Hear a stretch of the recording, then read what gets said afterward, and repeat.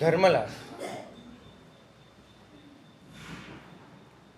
પરીખ ભાસી સુસમાહી ઇન્દિયે ચૌકસાયા વગયે અણિસ્યે.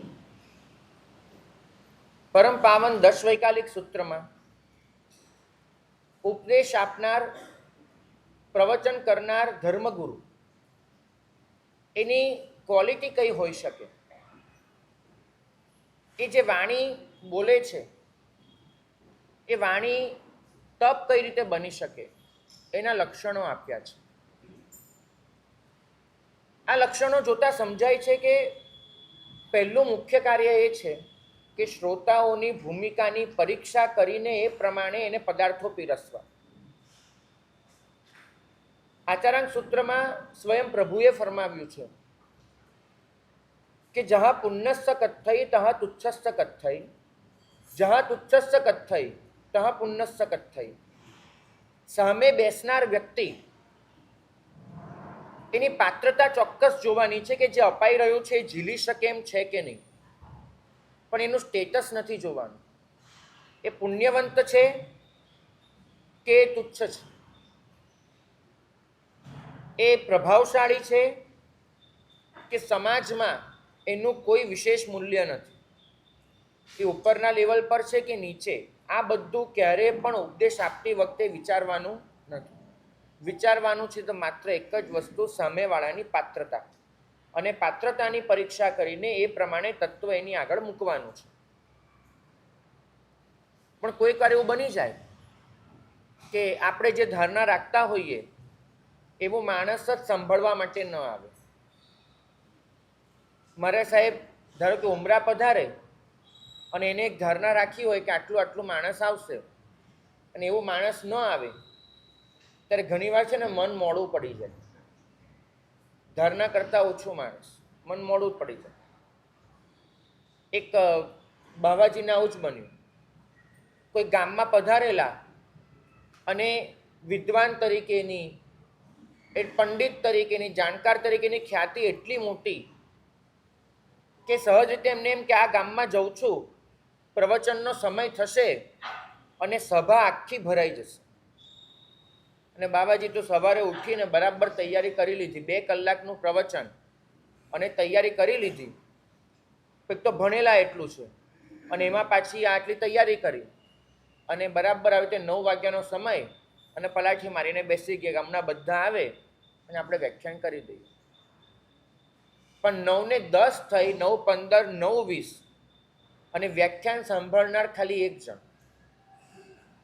બાબાજીનું મન તો એવું બેસી ગયું, ખાલી 1 જણ આખા વ્યાખ્યાનમાં.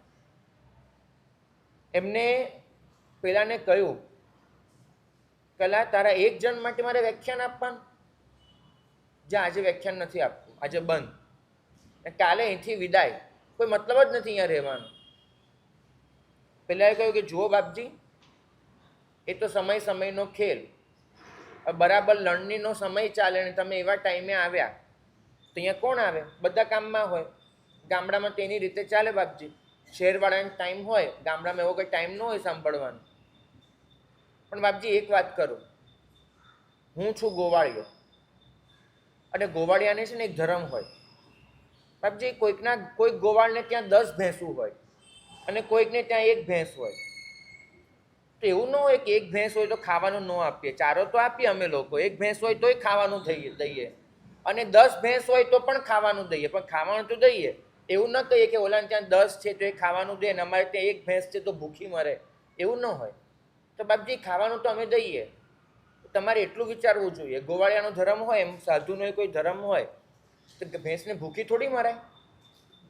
બાપજીને તો લાગી ગયું બરાબર કે આ વાત તો સાચી, ભેંસને ભૂખી તો ન જ મરાય, ચારો તો નાખવો જ જોઈએ.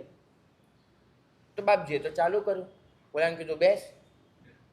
અને અગમ નિગમ જે બધું જાણેલું, આત્મા પરમાત્મા બ્રહ્મ પરમ બ્રહ્મ બધું જ, અને જે વ્યાખ્યાન કર્યું 2 કલાક સળંગ વ્યાખ્યાન, બધું જ તત્વ રહસ્ય પીરસી દીધું, બધું જ કર્યું. 2 કલાક પૂરા થયા ને એટલે બાપજીના ચહેરા પર અજબ સંતોષ કે જિંદગીમાં આ ઇતિહાસમાં કોઈએ આવું કામ નહીં કર્યું હોય. માત્ર 1 જણ સાંભળનાર હોય, એક ગોવાળિયો, અને એના માટે થઈને કોઈએ 2 કલાક આવું પ્રવચન આપ્યું હોય, ન ભૂતો ન ભવિષ્યથી. પણ હવે પ્રશંસા તો જોઈએ, બહુ સ્વાભાવિક છે. આજે બહુ સાચી વાત કરું, કોઈ પણ સાધુ આ પાઠ પર બેસે, હું હોઉં કે બીજું, વ્યાખ્યાન પૂરું થઈને તમે આવીને કહો કે મારા સાહેબ આજનું વ્યાખ્યાન બહુ સારું હતું, તમને બીજા દિવસે વધારે મહેનત કરવાનું મન થાય. બહુ સાચી વાત કરું એમ. તમે કોઈ કંઈ પ્રતિસાદ જ ન આપો, બહુ બહેનોને પૂછો, બહેનો રોજે નવી રસોઈ બનાવો ને આ લોકો કોઈ નોંધ જ ન લે શું ખાધું શું પીધું, તો મન મટ પડી જાય કે નહીં પડી જાય? તો સાધુને એવું જ થાય. તો બાપજીએ પેલાને પૂછ્યું કે બોલ કેવું લાગ્યું, કેવું લાગ્યું? બહુ સ્વાભાવિક એક મનમાં છે ને વાક્યો ગોઠવેલા હોય કે આવું બોલશે તેવું બોલશે, કે સાહેબ મારા એક જીવ માટે આપે 2 કલાક ફાળવ્યા, આવું વ્યાખ્યાન કર્યું, સાહેબ ખૂબ ઉપકાર, આપનો ઉપકાર ક્યારેય નહીં ભૂલું, આખા ગામને કહીશ કે આપે આવું કર્યું હતું. પેલો કે બાપજી એક વાત કરવી છે. તો કે બોલ શું કહેવું છે? તો કે બાપજી 10 ભેંસ હોય તોય અમે ખાવાનું દઈએ, 1 હોય તો પણ દઈએ, પણ 1 ભેંસને 10 જણનો ચારો તો ન નાખીએ. 10 જણનો ચારો એ 1 ભેંસને તો ન જ નાખી દઈએ. એ અમારી એવી સમજણ હોય કે કેટલું અપાય. આ તમે 10 જણનો ચારો નાખી દો એ નહીં ચાલે. તો આ કંઈક એવું છે. સાધુએ તફાવત નથી કરવાનો, પરીક્ષા ચોક્કસ કરવાની છે. અને પરીક્ષા કરીને એ વ્યક્તિની પાત્રતા પ્રમાણે પીરસવાનું છે. ઘણી બધી વખત એવું પણ બને છે કે સાધુ જે પ્રવચન કરે એ પ્રવચનમાં વચસ્તેનતા હોય, ચૌર્ય હોય. અમે જે પાઠ પરથી બોલીએ ને, ગૃહસ્થો એટલા ભદ્રિક હોય છે કે એ લોકો એવું સમજી લે કે જે અમે બોલીએ છીએ એ બધું અમારા જીવનમાં હશે, અમે ખરેખર એવું કરતા હોઈશું એવું સમજી લે. એટલે અમારા માટે એક સારી છાપ ક્રિએટ થાય. અને ખાસ લખ્યું છે કે તમે એવી કોઈ વાત કરતા હો કે જે તમારા જીવનમાં નથી, તો એની જાહેરમાં કબૂલાત કરજો કે આ આપણા બધા માટે આદર્શ છે. મારે પણ શીખવાનું છે, તમારે પણ. ગૃહસ્થ માટે તો ત્યાં સુધી લખ્યું છે કે બાપાના કમાયેલા ધનથી એ કોઈ સુકૃત કરે તો એને ચોખવટ કરવાની કે આ પૈસો પિતાજીનો હતો, એમાંથી હું વાપરું છું, મારો કમાયેલો નથી. જો એવું નથી કરતું તો એને ચૌર્યનો દોષ લાગે છે કે પિતાનો પૈસો અને એ તમે તમારા નામે વાપર્યો, આટલું એક ચૌર્ય લાગે છે. તો સાધુ માટે પણ કહ્યું છે કે તમે એક વાક્ય પણ કોઈકનું લો તો એનો જાહેરમાં ઉલ્લેખ કરો કે આ મારો વિચાર નથી, આ મારી અનુપ્રેક્ષા નથી, આ કોઈકની છે. આટલી પ્રામાણિકતા તમારા જીવનમાં હોવી જ જોઈએ. લોકો તો એવું સમજી લેશે કે આ તમારું ચિંતન હતું, લોકો તો એવું સમજી લેશે કે આ તમારું જીવન હતું. આ અપ્રામાણિકતા સાધુને ન ખપે. ગઈકાલે મેં કહ્યું હતું કે વાણી તપ ક્યારે બને? જેમાં માત્ર સત્ય હોય, જેમાં માત્ર મૌનનું તેજ હોય? ના, એની સાથે ત્રીજું એક ઉમેરાય છે કે જેની જે વાણી શીલમાંથી પ્રગટી હોય. શીલનો સંબંધ છે સદાચાર સાથે. આપણા વિચારો, આપણા ઉચ્ચારો, એને જો આચાર શુદ્ધિનો ટેકો નથી, મારા આચારો સાવ વિપરીત છે, તો પણ મને સાચી વાત કરવાની છૂટ છે. વાત કરવી એને ઉચ્ચાર કહેવાશે, વિચારવું એ વિચાર કહેવાશે. તો મને મારો આચાર ઠીક ન હોય તો પણ આ શાસન સાચો ઉચ્ચાર અને સાચો વિચાર રાખવાની છૂટ આપે છે, પ્રસ્તુત કરવાની છૂટ આપે છે. પણ સાથે કહે છે કે તમારા વિચારો અને તમારા આચારો વચ્ચે જો અંતર છે તો અંતર સંઘની સામે ખુલ્લું કરો, ક્લિયર કરો કે આવો હું નથી. ભાગ્યશાળી એક વસ્તુ નક્કી માનજો કે વાણીને શીલનો સથવારો મળવો જોઈએ. શીલનો સથવારો નથી તો પછી એ વાણી દંભ ગણાશે. શાસ્ત્રકાર ભગવંતો ફરમાવે છે કે શ્રાવકો જ્યારે તમારી પાસે આદેશ માંગે છે ત્યારે આદેશ શું માંગે છે? હિચકારી ભગવાન પસાય કરી વાચના પ્રસાદ કરશોજી. તમે પ્રાકૃતમાં બોલો છો તો વાયના પ્રસાદ કરશોજી, પસાય કરશોજી, જે પણ. તો વાચના પ્રસાદ કરવાની છે. બહુ મહત્વનો શબ્દ છે પ્રસાદ. પ્રસાદનો અર્થ થાય છે પ્રસન્નતાપૂર્વક કશુંક સમર્પિત કરવું. આ પ્રસાદનો અર્થ છે. પ્રસન્નતા અંદર પડી છે. એ પ્રસન્નતા જ્યારે વચનમાં જોડાય અને એ રીતે જે સમર્પણ થાય એને પ્રસાદ કહેવાય છે. વાણી પણ પ્રસાદ બની શકે. વાણી એ માત્ર બોલવાનું કે સાંભળવાનું માધ્યમ નથી. હું બોલું અને તમે સાંભળો એ પ્રસાદ નહીં કહેવાય. પ્રસાદ તો કહેવાશે કે મારું હૈયું અને તમારું હૈયું એ જોડાય, બે હૈયા વચ્ચે કોઈ સંબંધ રચાય. વાણી એ તો સેતુ છે. આજે પ્રભુ માટે ફરમાવ્યું કે પ્રભુ જે અનંત જ્ઞાન લઈને બેઠા છે એ અનંત જ્ઞાન તમારી અંદર પણ છે, મારી અંદર પણ છે, પણ એને ખેંચીને બહાર કાઢવાનું છે. તો આપણા બંને વચ્ચે એક બ્રિજ રચવો પડે. પ્રભુને આપણી વચ્ચે એક બ્રિજ રચવો જોઈએ. તો એ બ્રિજનું નામ છે પ્રવચન. ભાગ્યશાળી હૈયાથી બોલાય અને હૈયું સાંભળે ત્યારે પ્રસાદ રચાય છે. પણ મારી અંદર જે પડ્યું જ નથી એ હું તમને આપવા જાઉં, જે મારા જીવનમાં છે જ નહીં એનું કથન તમારી આગળ કરું, તો એને આ શાસ્ત્ર પ્રસાદ નથી ગણતું, પ્રમાદ ગણે છે. એક જ અક્ષરનો ફરક છે. વાણી જે વાણીને શીલનો ટેકો છે એ વાણી પ્રસાદ છે. જે વાણીને શીલનો ટેકો નથી એ વાણી પ્રમાદ છે, દંભ છે. આ શાસન પ્રસાદમાં માણે છે, પ્રમાદમાં નહીં. બધાને લાગુ પડે છે. શીલનો સૌથી મોટો દુશ્મન દંભ છે. અને આ દંભ એને લીધે વાણી અસરહીન બની જાય છે. હું તમને 100 વખત કહું કે ભાઈ રાગ ન કરો, દ્વેષ ન કરો, અસર થાય કે ન થાય? અને હરિભદ્ર સુરીમાનનું એક વચન વાંચો કે ભાઈ રાગ અને દ્વેષ નહીં કરવાનું. ખબર નહીં, એ વચન આમ ઘૂંટાઈ જાય. જ્યારે જ્યારે રાગ દ્વેષ કરવાની વેળા આવે ને, નિમિત્ત મળે, પેલું વચન આમ હથોડાની જેમ ઠોકાય કે આપણે નથી કરવાનું. આ ફરક કેમ પડે છે? હું 100 વખત કહું ને અસર નથી, હરિભદ્ર સુરીમાન એક વખત કે અસર થઈ જાય છે. કેમ? કેમ કે મારો શબ્દ એ ઠાલો શબ્દ છે. એની પાછળ કોઈ સત્વ ધરબાયું નથી. એ વચનને શીલનો ટેકો નથી. જ્યારે હરિભદ્ર સુરી મહારાજની જે વાણી છે ને એ તપઃ પૂતા વાણી, એ વાણીમાં તપ ઉમેરાયેલું છે. એ વાણી એ તપના તેજથી રસાયેલી છે. અને માટે જ્યારે નીકળે છે ત્યારે કાનમાં નથી જતી, સીધી હૈયાની આરપાર ઉતરી જાય છે. તો આપણી વાણીમાં જો એને તપ બનાવવું હોય તો શીલને ઉમેરવું પડે, તો એની અસર થાય. બાકી તો વાણી દ્વારા ચાલતી છેતરપિંડી બહુ વિકરાળ બની છે, બહુ વિકરાળ. બધા જ છેતરે છે.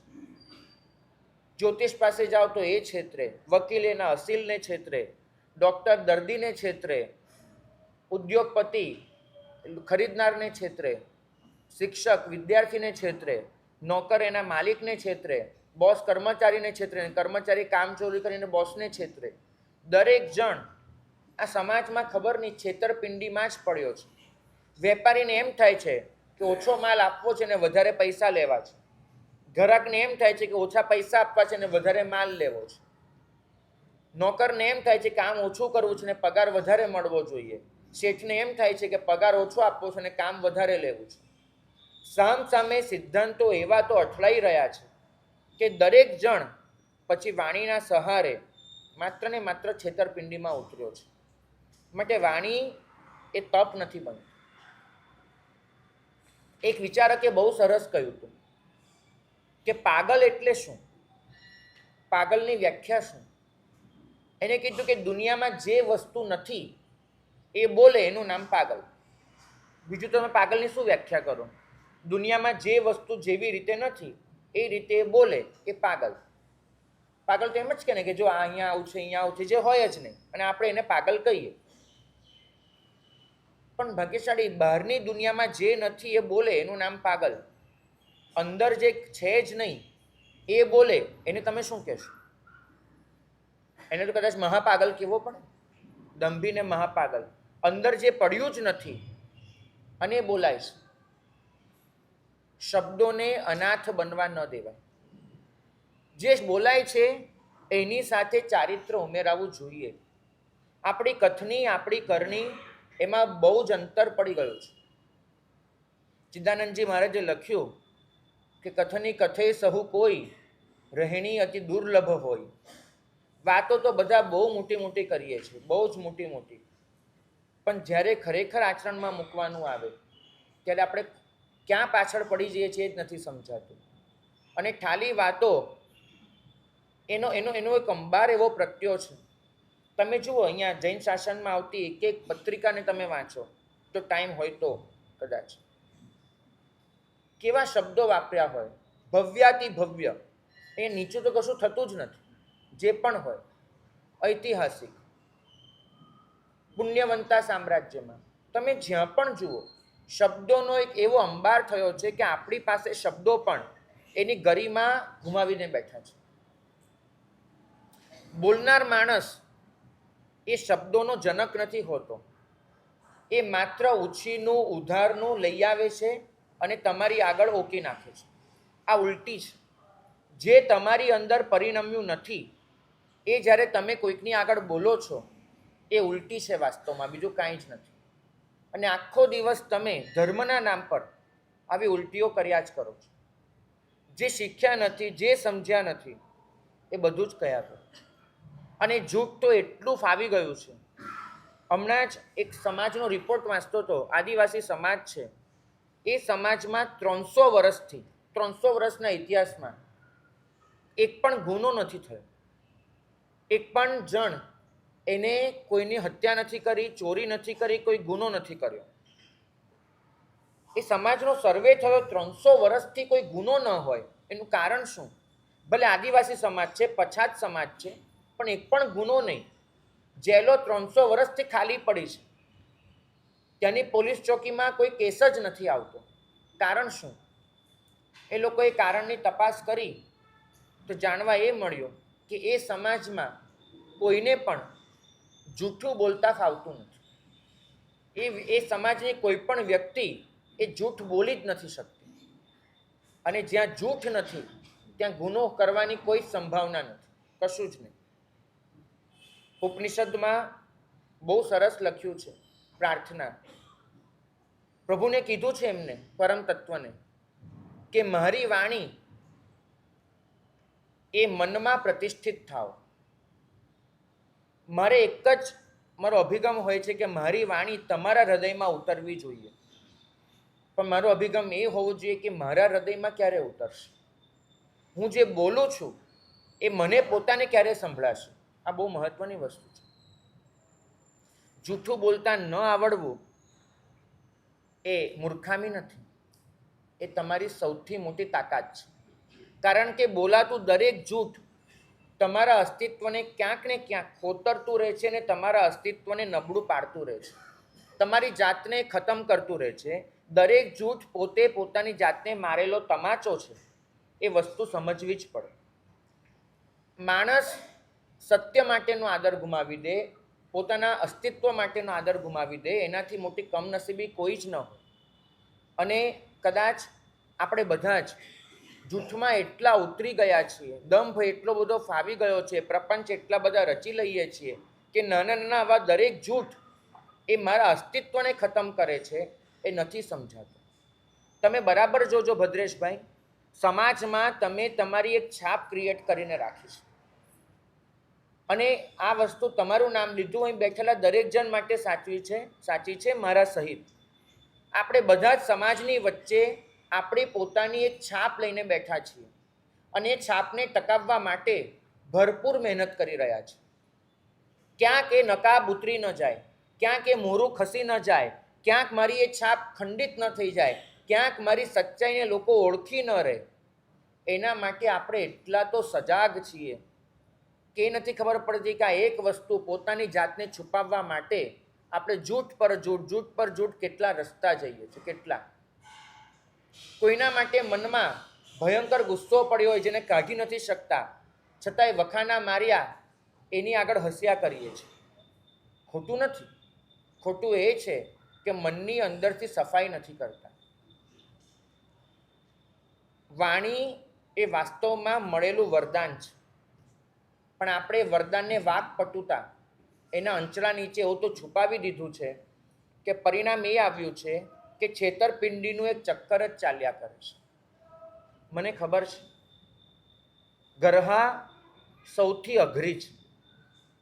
પ્રભુએ ફરમાવ્યું કે ગરહા એટલે શું? તો સમાજ સામે તમારી ઇમેજના ટુકડે ટુકડા કરી નાખો. સમાજ સામે તમે ખુલ્લા થઈ જાઓ કે હું આ છું. મારે એક પ્રશ્ન પૂછવો છે. રાવણ એ તીર્થંકર બનવાના, ખબર છે ને? બરાબર. તમને રાવણના જીવનમાં એવું શું દેખાય છે કે જે એની તીર્થંકર બનવાની લાયકાત પુરવાર કરતું? મને રાવણના જીવનની એવી બાબત દેખાડો કે જે એની તીર્થંકર બનવાની લાયકાત દેખાડતું.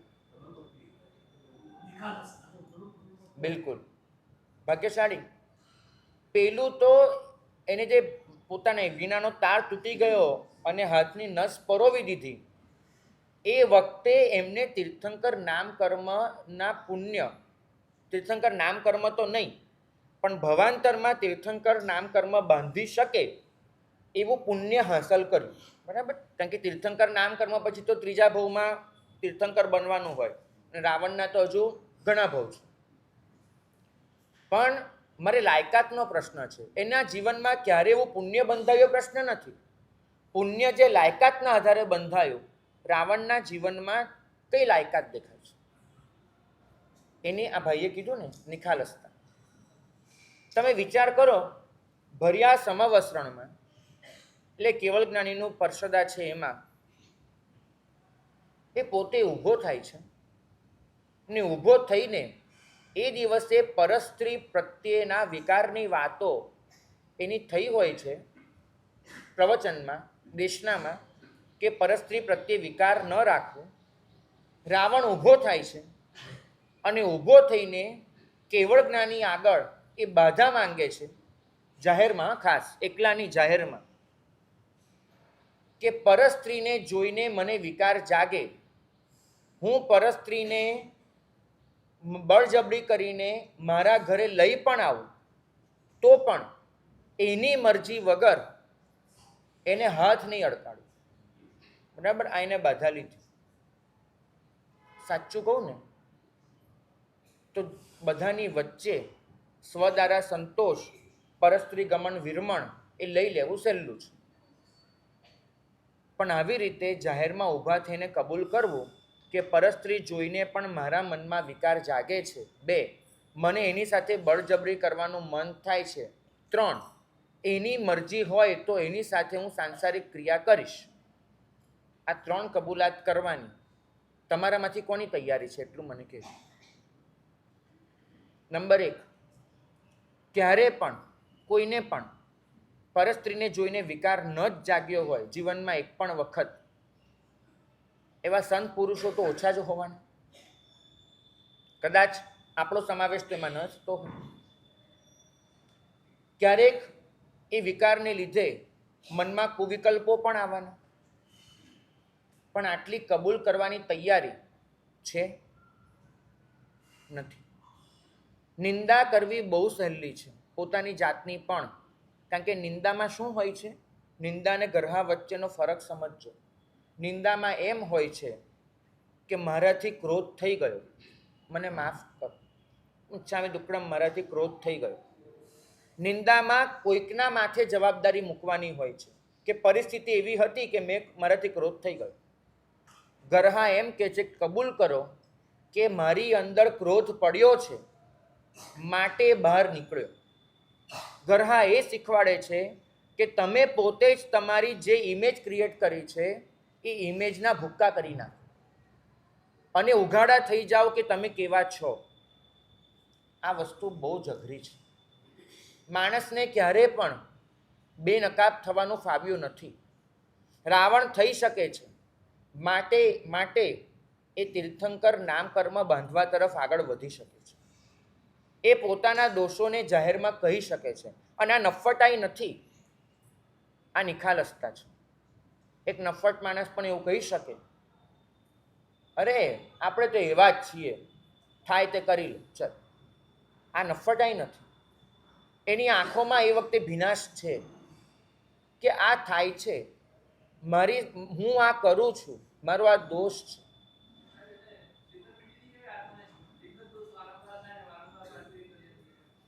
ભાગ્યશાળી એક વસ્તુ સમજજો કે નિકાચિત કર્મ આગળ જીવ લાચાર થઈ જાય છે. રાવણ જેવા લોકો, એમનું કર્મ એવું નિરુપક્રમ હોય છે કે પાપથી 1000 વખત પાછા ફરવાનું વિચારે તો પણ ફરી શકતા નથી. પણ એ વસ્તુનો પશ્ચાતાપ સાથે જાહેર સ્વીકાર હોય છે.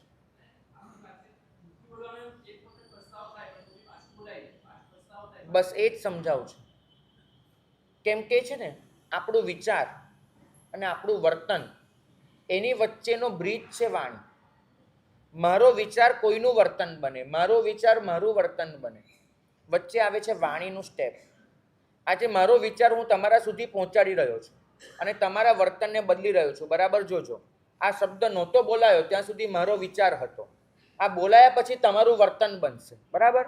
તો મારો વિચાર અને તમારું વર્તન, એની વચ્ચેનો પુલ છે વાણી. અને આ વાણી, એના માટે સૌથી વધારે ધ્યાન આપવા જેવું છે.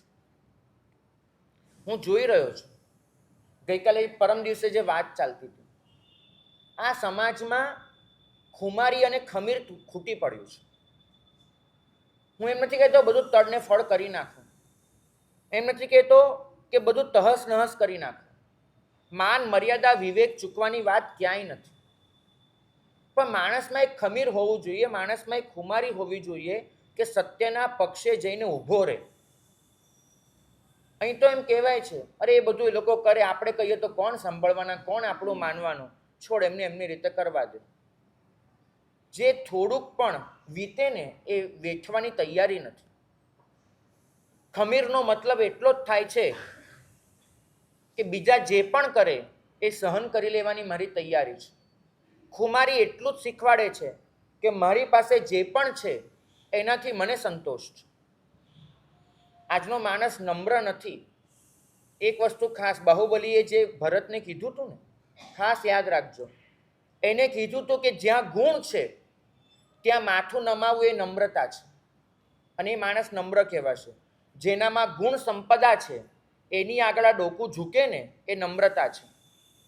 પણ જેનામાં ગુણ નથી એની આગળ આ માથું ઝૂકે ને એ નમાલાપણું છે. નમ્ર અને નમાલો વચ્ચે ફરક ખબર છે ભાઈ? જ્યાં ગુણ હોય ત્યાં માથું નમે નમ્રતા છે, પણ જ્યાં ગુણ નથી ત્યાં માથું નમે ને નમાલાપણું છે. તમે નમ્ર છો કે નમાલા છો એ સમજી લેજો. નમાલા એટલે નિર્બળ, નપુંસક. તમે કોણ છો? અને ખમીર એ જીવનમાં રાખવી જ પડે. સત્ય એનો પક્ષ લેવો જ પડે. અને એટલી તાકાત હોવી જ જોઈએ કે ધારો કે મારે કોઈને કોઈ સારી વાત શીખવાડવી પડે અને મારા જીવનમાં નથી, તે મારે કબૂલ કરવાની પણ તૈયારી જોઈએ. બરાબર યાદ રાખજો, આ શાસન ફરમાવે છે કે જ્યારે તમે સ્વીકાર કરી લો છો ત્યારે ઉત્સુકતા પ્રરોપણા નથી કહેવાતી, પણ જ્યારે તમે સ્વીકાર નથી કરતા ત્યારે દંભ અને પ્રપંચ બની જાય છે. ફરીથી કહીશ, મારી વાણી પ્રસાદ બને કે મારી વાણી પ્રમાદ બને, નક્કી મારે જ કરવાનું છે, બીજું કોઈ જ નહીં. આચાર, વિચાર અને ઉચ્ચાર ત્રણેય વચ્ચે સંગઠિતતા હોવી જ જોઈએ. આ શાસન એને આપણને શોધ આપી છે, સત્યમ, શિવમ, સુંદરમ, ત્રણેયની શોધ આપી છે. ભાગ્યશાળી વિજ્ઞાન હંમેશા સત્યની શોધમાં પડ્યું છે. બરાબર? વિજ્ઞાન સત્યની શોધમાં છે. અધ્યાત્મ, કલ્યાણ એટલે શિવની શોધમાં છે. અને કળા સુંદરતાની શોધમાં છે. એક કલાકાર સુંદરતાનો, સૌંદર્યનો ઉપાસક હોય છે. એક આધ્યાત્મિક જીવ કલ્યાણનો ઉપાસક હોય છે. અને એક સાચો વૈજ્ઞાનિક સત્યનો ઉપાસક હોય છે. તમે વૈજ્ઞાનિકને જઈને જોજો, તમને ઘણી વખત એની પ્રામાણિકતા જોઈ અને આશ્ચર્ય થશે. ગઈકાલ સુધી પોતાનો જે સિદ્ધાંત એને સાચો લાગતો હતો, જેના એને અઢળક રિસર્ચ પેપર છપાવેલા, થિયરીઓ આપી હતી, આજે ધારો કે પ્રયોગમાં એવું સાબિત થાય છે કે એ વસ્તુ ખોટી છે, એ કબૂલ કરી લેશે કે મારી આ વાત ખોટી હતી. અહીં તો મેં પાઠ પરથી કાંઈક કીધું હોય ને 2 દિવસ પછી કોઈ પૂછે ને કે સાહેબ તમે આવું કીધું હતું ને આજે આવું કેમ, તો હું ગલ્લા તલ્લા કરું. કબૂલ કરવાની બી તૈયારી નથી હોતી. એક વૈજ્ઞાનિક જેને કદાચ આપણે અધ્યાત્મ માર્ગમાં સ્થાન પણ ન આપીએ, એની પણ જે પ્રામાણિકતા હોય છે એટલી પ્રામાણિકતા જો મારામાં ન હોય ને તો આ પાઠ પર બેસવાનું અધિકારી જ નથી, અને આ ચરોડો પકડવાના તમે અધિકારી નથી. પ્રામાણિકતા એ સૌથી મહત્વનો મુદ્દો છે. વિજ્ઞાન હંમેશા સત્યનું ઉપાસક રહ્યું છે, અધ્યાત્મ શિવનું ઉપાસક રહ્યું છે, કલા સૌંદર્યની ઉપાસિકા રહી છે, અને આ અધ્યાત્મ, આ વિજ્ઞાન, આ કલા ત્રણેય ભેગા થાય ત્યારે જે જન્મે એક કેમેસ્ટ્રી આખી જન્મે, એને જ કહેવામાં આવે છે ધર્મ. ધર્મ વિજ્ઞાન પણ છે, ધર્મ અધ્યાત્મ પણ છે, ધર્મ કલા પણ છે. ધર્મે ક્યારેય પણ વિજ્ઞાનને અવગણ્યું નથી. ધર્મે ક્યારેય અધ્યાત્મને છોડ્યું નથી. ધર્મે ક્યારેય કલાની ઉપાસનાને મૂકી નથી. ધર્મ કલા સાથે પણ જોડાતું રહ્યું છે, ધર્મ અધ્યાત્મ સાથે પણ જોડાયું છે, ધર્મ વિજ્ઞાન સાથે પણ જોડાયું છે. જ્યાં વૈજ્ઞાનિક અભિગમ નથી, જ્યાં સત્યની ઉપાસના નથી, સત્યનો પુરસ્કાર નથી, ત્યાં પણ ધર્મ નથી. જ્યાં શિવની એટલે માંગલ્ય કે કલ્યાણની શોધ નથી, ત્યાં પણ ધર્મ નથી. અને જ્યાં સૌંદર્યની ઉપાસના નથી, ત્યાં પણ ધર્મ નથી. ધર્મ ત્રણેય વસ્તુ ભેગી થાય ત્યારે આવે છે. તમારી વાણીમાં સત્ય પણ હોવું જોઈએ, તમારી વાણીમાં શિવ પણ હોવું જોઈએ, તમારી વાણીમાં સૌંદર્ય પણ હોવું જોઈએ. કારણ કે તમારી વાણી આખરે ધર્મને ખુલ્લો કરનારી છે. તમારી વાણી આખરે તો ધર્મની પુરસ્કર્તા છે.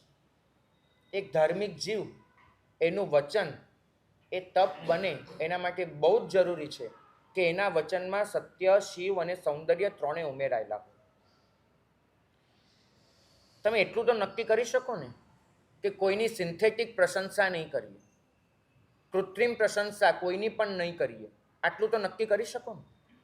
એટલા તો નમાલા નહીં બનીએ કે કોઈના ખોટે ખોટા વખાણ કરવા પડે. એટલું તો નક્કી કરી શકો. ખોટી ક્રિયાનો બી નહીં કરવાનો. કોઈ દેખાતું હોય ને ખોટી ક્રિયા હોય ધાર્મિક હોય. એક શબ્દ યાદ રાખવાનો, અમે કોઈને પણ કંઈક લખવું પડે ને, અને લખવું જ પડે તેવું લખીએ, શાસ્ત્ર સાપેક્ષ અનુમોદના. જેટલા અંશે તમારી વાતમાં પ્રભુની આજ્ઞા છે એટલા અંશે અનુમોદના. ખોટી વસ્તુની અનુમોદનાનો પાપ તો ક્યારેય નહીં લેવાનો, ભૂલે ચૂકે નહીં. તો સિન્થેટિક પ્રશંસા નહીં. અરે એટલી તૈયારી હોવી જ જોઈએ. ભાગ્યશાળી આપણે તો સંઘની વચ્ચે પણ નજરે સમજાતું હોય કે આ ખોટું છે, છતાંય 50 જણ વખાણ કરે છે તો 51માં આપણે બની જઈશું. તે વસ્તુ નહીં ચાલે, ખરેખર નહીં ચાલે. એટલી તમારી સત્યને પુરસ્કાર કરવાની તૈયારી હોવી જ જોઈએ. બધા આવું કરે છે, હું એકલો કેમ અલગ પડું, આ વસ્તુ નહીં ચાલે. અને બીજું, નિંદા કરો એની ના નથી, પણ એ જ નિંદા કરજો. વાણીના તપમાં એક વસ્તુ ખાસ સમજજો, એ નિંદાની પ્રભુ છૂટ આપે છે. બે શરત સાથે. નંબર 1 કે નિંદા કાર્યની હોય, નિંદા કાર્ય કરનારની ન હોય. આ એક બહુ મહત્વની શરત છે. નિંદા શેની હોય? કાર્યની. નિંદા કાર્ય કરનારની ન હોય. તમારો તિરસ્કાર વાજબી છે. હું ચોક્કસ એમ કહી શકું કે કાલ સૌક્રિક જે હિંસા કરે છે રોજના 500 પાડાની, એ બહુ ખોટું છે. તા નિંદા કરવાનો મને હક છે. કારણ કે જ્યાં સુધી આપણે છઠ્ઠું ગુંઠાણાને પસાર નથી કર્યો ત્યાં સુધી પ્રશસ્ત દ્વેષ હોવાનો છે. મોક્ષ માર્ગના ઉપાયો નથી. જે મોક્ષ માર્ગથી વિપરીત વાતો છે એના માટે આપણા ચિત્તમાં પ્રશસ્ત દ્વેષ હોય. પ્રશસ્ત દ્વેષને લીધે આપણને ખોટા કામની નિંદા કરવાનું મન થાય. એ તદ્દન વાજબી વસ્તુ છે ને કરાય. પણ હું કાલ સૌક્રિકની નિંદા ન કરી શકું. ફરક સમજજો. કાલ સૌક્રિકના કાર્યની નિંદા થઈ શકે છે, કાલ સૌક્રિકની નહીં. અને તમે તમારી નિંદાને જોજો, લગભગ નિંદા કરતાં કરતાં તમે કાર્યને બદલે વ્યક્તિની નિંદા કરી બેસો છો. કરવાનો હોય તિરસ્કાર કાર્યનો, અને તમે કરી નાખશો એ કાર્ય કરનાર વ્યક્તિનો. તો આ વસ્તુ આ શાસનને મુનાસિબ નથી. તો શરત 1, નિંદા વ્યક્તિ સુધી ન પહોંચવી જોઈએ, કાર્ય પૂરતી સીમિત રહેવી જોઈએ.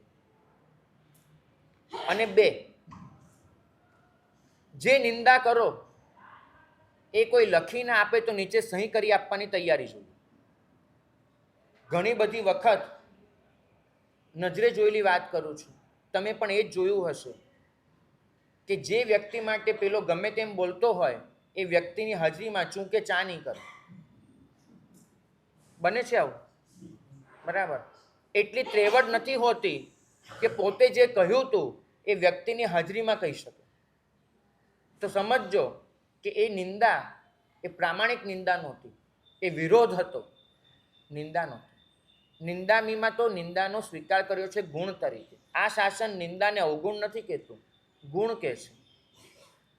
પણ એ ગુણ તો કહે છે કે તમારામાં પ્રામાણિકતા હોય. અહીં બેઠેલા કેટલા લોકો એવા છે જે બીજા માટેનો અભિપ્રાય આપ્યા પછી એ અભિપ્રાયની નીચે સહી કરવાની હોય તો તૈયારી રાખે છે. કેટલીય વખત આપણે એવા કેટલાય વાક્યો બોલીએ, પછી કોઈ કે આ લખીને આપ, તો કે નહીં લખવાનું નહીં, હા ભાઈ લખવાનું નહીં, લખેલું વંચાય. આ તમારી એક વસ્તુ હોય છે. તે સમજવું કે પ્રામાણિકતા ખૂટી. આ ચોમાસામાં કમસે કમ એક નિયમ કરજો કે કોઈની સિન્થેટિક પ્રશંસા નહીં કરીએ, કાગળના ફૂલનો હાર કોઈને નહીં પહેરાવીએ. અને નંબર 2 કે જે પણ નિંદા કરીશું એ નિંદાની નીચે સહી કરી આપવાની તૈયારી હશે. અને એ વ્યક્તિની હાજરી હોય કે ન હોય એનાથી અમને કોઈ ફરક નહીં પડે. જો આટલું હશે ને તો એ સમજવાનું કે આપણી વાણીમાં શીલ ઉમેરાય. આ બધા શીલના જ પાસા છે, સદાચારના. જ્ઞાનદેવની વાત તો બહુ સાંભળી. ઓલી મા એ બાળકને લઈને ગઈ હતી કે સાહેબ આ બાળક ગોળ બહુ ખાય છે, એને કંઈક સમજાવો, કંઈક આપો. તો જ્ઞાનદેવે કીધું કે આવતા રવિવારે લઈને આવજો. મા કે પણ એક અઠવાડિયું છે આવતા રવિવારમાં. તો કે હા બરાબર, એક અઠવાડિયા પછી લાવજો. અઠવાડિયા પછી માએ જ બાળકને લઈને ગઈ. જ્ઞાનદેવે કીધું પેલા બાળકને, બેટા ગોળ ન ખવાય, ગોળ ગરમ પડે, ગોળ આમ કરે, ગોળ આમ કરે. બાળકને એટલા પ્રેમથી સમજાવ્યું કે બાળકે કીધું હા બાપજી હવે ગોળ નહીં ખાવું. તો માએ કીધું પણ બાપજી ગયા રવિવારે કહેવામાં શું જતું હતું? તો કે આ અઠવાડિયું મને પોતાને ગોળ છોડતા થયો. હું એ ગોળ એટલો જ ખાતો હતો, તો મને પોતાને અઠવાડિયું ગોળ છોડતા થયો. હું માનું છું કે જ્ઞાનદેવ જેવી પ્રામાણિકતા આપણા સૌમાં લાવવી પડશે, સૌમાં. ખાલી વાતો એનાથી પેટ નહીં ભરાય. બહુ જ કર્યું, બહુ જ કર્યું. મને હવે ઘણી વખત છે ને એક જાતની અરુચિ જાગે છે. જ્યારે તમને પૂછું છું ને કંઈ પણ, કેવા કેવા તત્વો બોલો છો? સાહેબ આત્મા તો અજર અમર છે. સાહેબ આખરે તો જે લઈને આવ્યા બધું મૂકીને જ જવાનું છે. તમે વાતો બોલો. સાચું કહું છું, આ અજર અમરતાની વાતો કરનારા તમે અચાનક અહીંયા એક બોમ્બ ફાટે, અહીંયા કોઈ ઊભું રહેવાનું છે? કેમ? જૈનો જેવી ડરપોક પ્રજા નથી જોઈ. એક બાજુ અજર અમરતાની વાતો કરે અને છતાંય સાવ નાની નાની વાતે એટલા ડરીને હબકી જાય. તમે જુઓ તો ખરા. ભાગ્યશાળી એક જમાનો હતો કે જે જમાનામાં સાધુ સામે ચાલીને મોતનો સ્વીકાર કરતો હતો. બરાબર, સામે ચાલીને કે આવ્યું છે તો વધાવી લેવાનું. બરાબર, સામે ચાલીનો મતલબ એમ નહીં કે જાણી જોઈને મોત લે, પણ આવે છે, જે પણ થાય છે એનો સ્વીકાર છે. આપણે મનથી કેટલા નબળા બની ગયા, કેટલા નબળા.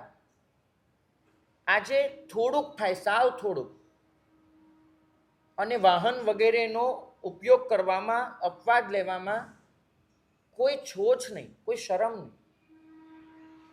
બસ પ્રાયશ્ચિત્ત લઈ લઈશું, નીકળી જઈશું. કેમ? આ નિર્બળતા ક્યાંથી પ્રવેશી ગઈ? એકમાંથી જ પ્રવેશી. મને તો ઘણીવાર એમ થાય કે આજ સુધી પાઠ પર બેસીને જે બોલ્યા કે આત્મા અજર અમર છે, નિરંજન નિરાકાર, બધું ક્યાં જતું રહે આમાં? તમને પોતાને બી નથી લાગતું કે તમારી કથની અને તમારી કરણીમાં બહુ મોટો ફરક છે? એવું નથી લાગતું? વાતો તો તમે આત્મા પરમાત્મા કેવી સારી સારી કરો, પછી જીવનમાં એમાંનું કશું જ ન આવે તો શું મતલબ છે? કેટલાય ભાગ્યશાળી આવીને એમ કે સાહેબ 15 વર્ષથી ઉમરામાં એક પ્રવચન છોડ્યું નથી. આટલું બધું સાંભળેલું ક્યાં ગયું? કંઈક તો જીવનમાં બદલાવવું જોઈએ, કંઈક થવું જોઈએ. કેમ નથી થતું? કારણ કે વ્યાખ્યાન પણ વ્યસન થઈ ગયું છે. માફ કરજો, પણ આ હકીકત છે. વ્યાખ્યાન સાંભળીએ એ પણ કદાચ એક જાતનું વ્યસન થઈ ગયું છે. સાંભળીએ છીએ, પલળતા નથી, અંદર કશું જ પહોંચતું નથી, બધું સપાટી પર થઈને વહી જાય છે. મારા સાહેબ હતા, થોડાક વધારે પડતા સાચા બોલા હતા. તેમને ગુરુ ભગવંતે કહ્યું કે આજે વ્યાખ્યાન વાંચવા જશો તેમને સીધું જ કીધું કે સાહેબ આપનું બીજું બધું કબૂલ છે, પણ પાડા પર વરસાદ કરવા નથી જવું. બહુ વધારે પડતું હશે આ વચન, પણ વાસ્તવિકતાથી બિલકુલ વેગળું નથી કે પાડા પર વરસાદ કરવા નથી જવું. પાડા પર વરસાદ એટલે પાડો છે ને, એની ચામડી એટલી જાડી હોય, એટલી જાડી કે એના પર ગમે એટલું વરસે ને એ બધું જ પાણી નીચે વહી જાય, બધું જ નીચે વહી જાય, એને કોઈ અસર જ ન હોય.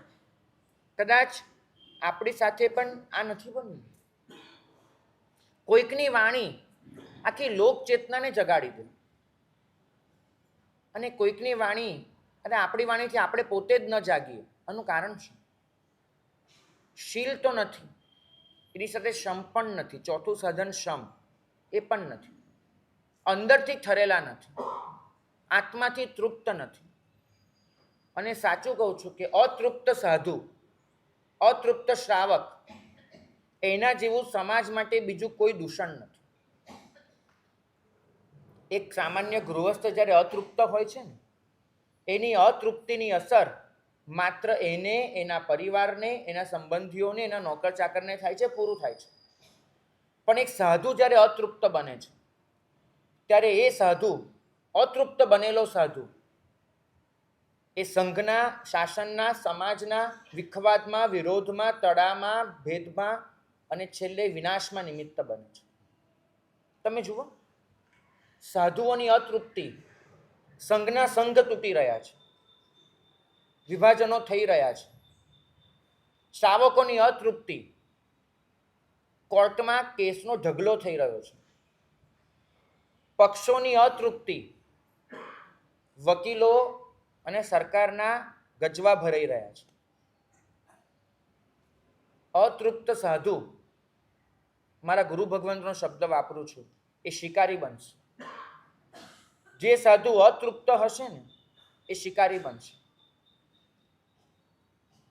અહીંયા કોઈ પણ આવશે ને યુવાન, એના મનમાં પહેલો પ્રશ્ન આવશે, આને કઈ રીતે પલાળવું અને એને દીક્ષા આપવું. કોઈ શ્રીમંત આવશે, એના મનમાં પહેલો પ્રશ્ન આવશે કે આને ભગત કઈ રીતે બનાવો અને પૈસા કઢાવો.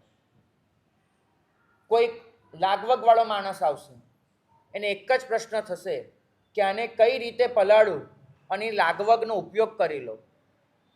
કોઈ દોડધામ કરનારો માણસ આવશે, આને અહીંથી અહીંયા કઈ રીતે મોકલી દઉં. અતૃપ્ત સાધુ હંમેશા એક જ વિચારશે કે આની પાસેથી હું શું લઈ શકું. તૃપ્ત સાધુ એક જ વિચારશે કે આને મારી પાસેથી શું આપી શકું. તૃપ્ત સાધુ એ સમાજ માટેનું વરદાન છે, અતૃપ્ત સાધુ સમાજ માટેનો અભિશાપ છે. મેં તમને એટલું કીધું કે તમે તૃપ્ત બનો, બસ એટલું જ કીધું. હું સાધુ છું માટે સાધુનું નામ લઉં છું. તમે શ્રાવક છો તો શ્રાવકનું નામ લેજો. અતૃપ્ત શ્રાવક, અતૃપ્ત શ્રાવક. મારે મારી વાત બોલવાની, તમારે તમારી સમજવાની. બરાબર છે? ભાગ્યશાળી નિંદા, આ ભાગ્યશાળીએ વાત કરી ને, એટલે હું ખરેખર કહું કે ભગવાન અને અમારામાં ફરક ક્યાં પડી ગયો. હું હકીકત કહું, ઓલું સમવસ્ત્રણ હોય ને, એમાં બધા જ આવી રીતે દેશના સાંભળવા બેઠા હોય, બરાબર છે? અને ભગવાન જે પણ બોલે, 3 કલાક, 1 પ્રહર જે પણ દેશના આપે, એમાં દરેકને એમ થાય કે આ ભગવાન આ દેશના મારા માટે આપી રહ્યા છે, આ મારે સમજવાનું છે, મારા માટે આ દેશના અપાઈ રહી છે. ફરક ક્યાં પડ્યો કે અમારામાં દરેકને એમ થાય કે મારા સેવા બીજા માટે કહી રહ્યા છે. હું જ્યારે એમ કહું કે આવું ન કરાય, ત્યારે તમારા મને હા ઓલા ભાઈ તો આવું જ કરતા હતા, હા બરાબર છે, મારે સાહેબ સાચું કીધું. પણ હું તો તમારા માટે બોલું છું. આ ભાઈએ સીધો જ પ્રશ્ન કર્યો, બરાબર, કે એવા સાધુ નિંદા કરાય કે નહીં. પ્રશ્ન એ થવો જોઈએ કે હું તૃપ્ત છું કે અતૃપ્ત છું. પ્રશ્ન અહીંથી થવો જોઈએ. આપણને હંમેશા બીજો યાદ આવી જાય છે. અમારું પ્રવચન એટલે સાર્થક નથી બનતું. અમે કાંઈ પણ કહીએ ને કે આવી રીતે પૂજા ન કરાય, હા બરાબર, પેલા ભાઈ જુઓ ને દેરાસરમાં રોજે એવું જ કરે છે. મને પહેલો પ્રશ્ન સાહેબ એને અટકાવાય કે ન અટકાવાય, પણ પેલા જાત માટે તો લો. ભાગ્યશાળી નિર્વિકારપણું જો હશે ને, તો વાણી અંદરથી નીકળશે, અંદરની પ્રતીતિ સાથે જોડાયેલી હશે. માણસ અંદરથી જંપી ગયેલો હોય. તમને ખબર છે, એક ઉદાહરણ આપ્યું છે આપણે ત્યાં, સાગર વર ગંભીરા. આ ઉદાહરણનો મતલબ સમજવાનો પ્રયત્ન કરજો. બેન તમારી પાસે એક ગ્લાસ પાણી છે, બરાબર, એક ગ્લાસ ભરાય એટલું પાણી છે. એ પાણીને તમે થાળીમાં પાથરો તો વિશાળતા આવે કે ન આવે પાણીમાં? બરાબર, વિશાળતા આવે, પણ ગંભીરતા ન આવે. એકદમ છીછરું હોય, બરાબર. એક ગ્લાસ પાણી તમે થાળીમાં નાખો તો પાણી છીછરું બને, એમાં વિશાળતા ન આવે. અને એ પાણી એને તમે ગ્લાસમાં ભરો પાછું તો ગંભીરતા આવે, તો વિશાળતા ના આવે, બરાબર. એટલે પાણી વિશાળ હોય તો ગંભીર નહીં હોય, ગંભીર હશે તો વિશાળ નહીં હોય. સમજાયું? થાળી હોય કે ગ્લાસ, બંનેમાં એક વસ્તુ ખૂટવાની. જ્યારે સાગર ગંભીર પણ હોય છે, સાગર વિશાળ પણ હોય છે. એટલી ગંભીરતા છે તો તમે બહુ સંકુચિત હશો. કૂવો બહુ ગંભીર હોય પણ કૂવો એટલો સંકુચિત હોય, માટે કૂવાના દેડકા કહેવાય, બરાબર. અને જે બહુ પથરાયેલો હોય પણ ગંભીરતા ઓછી હોય તેમ કહેવાય કે છીછરો છે. તો કૂવાના દેડકા જેવો એ પણ ગાઢ છે, છીછરો એ પણ ગાઢ છે. પણ સાગરમાં એક સાથે વિશાળતા પણ હોય છે અને ગંભીરતા પણ હોય છે, માટે સાગર કહેવાય છે. પ્રશાંતિ એ વિશાળતા અને ગંભીરતા બંનેને એક સાથે લઈને ચાલવાની વાત છે. સાધુ વિશાળ પણ હોય, એનો આશય વિશાળ પણ હોય, અને સાધુ ગંભીર પણ હોય. વાણી એ તપ તો બને કે બોલનાર વ્યક્તિ એવી પ્રશાંતિમાં ડૂબેલી હોય કે પ્રશાંતિ ગંભીર પણ હોય અને એ પ્રશાંતિ વિશાળ પણ હોય. ગુરુ નાનક, એના જીવનની એક બહુ સરસ કથા છે. કથા લગભગ કાલ્પનિક હશે પણ એનો બોધ બહુ સચોટ છે. પોતે કોઈને ત્યાં આહાર અર્થે ગયા છે ગુરુ નાનક. પેલા યજમાને એમને આવવાની ખુશીમાં બરફી બનાવી છે, માવાના ચોસલા, બરફી. અને ગુરુ નાનકને બરફી પીરસવા આવ્યો. નાનકે બરફી ન ખાધી, નહીં લીધી. યજમાનને કીધું કે તમારો બહુ આગ્રહ હતો એટલે તમારે ત્યાં આવ્યો છું ખરો, પણ તમારું અન્ન નહીં લઉં, તમારા અન્ન વાપરીશ નહીં. તો યજમાને કીધું કે તો પછી શું વાપરશું? અને આવું થોડું હોય. તો કે તમારે ત્યાં જે નોકર કામ કરે છે ને એ ઘરેથી ભાથું લઈને આવે છે, એને મોકલો. તો નોકર આવ્યો, નોકરને કે આજે મારે તારા હાથનું વાપરવું છે, તારું પોતાનું. નોકરે તેનો ડબ્બો ખોલ્યો અને અંદરથી રોટલો કાઢ્યો. એ રોટલો ગુરુ નાનકે લીધો. યજમાને કીધું કે મહારાજ, રોટલા અને બરફી વચ્ચે તમને શું ફરક દેખાયો? મારી બરફી ન લીધી અને આનો રોટલો લીધો, ફરક શું છે? નાનકે કીધું બેસ, તને ફરક દેખાડું. તારી બરફી લઈ આવ. પેલો બરફી લાવ્યો, એને બેસાડ્યો. નાનક છે એને યજમાનની સામે પેલી બરફી તોડી. બરફી તોડી તંદરથી લોહીના ટીપા પડ્યા. એવું કથામાં આવે છે કે બરફી તોડી તંદરથી લોહીના ટીપા પડ્યા. અને પછી રોટલો તોડ્યો તો દૂધના ટીપા પડ્યા. યજમાનને કીધું કે તારો પૈસો એ ગરીબોના લોહીનો પૈસો છે અને આનો પૈસો એ મહેનતનો પૈસો છે. હું દૂધે બંધાયેલું વાપરું છું, લોહીથી બંધાયેલું વાપરતો નથી. ભાગ્યશાળી તમને પૂછવું છે કે તમારી વાણી એ દૂધે બંધાયેલી છે કે લોહીથી ખરડાયેલી છે? નક્કી કરજો. દૂધે બંધાયેલી વાણી જ્યાં પણ હશે ને ત્યાં સ્નેહ હશે, ત્યાં સમન્વય હશે, ત્યાં સદ્ભાવ હશે, ત્યાં સંસ્કાર હશે, ત્યાં સમજણ હશે. અને જ્યાં લોહીથી બંધાયેલી વાણી હશે ને, લોહી ટપકતી, ત્યાં કટ્ટરતા હશે, ત્યાં મારા તારાનો ભેદભાવ હશે, ત્યાં પક્ષપાત અને બીજાને ખોટા કહેવાનો આગ્રહ હશે.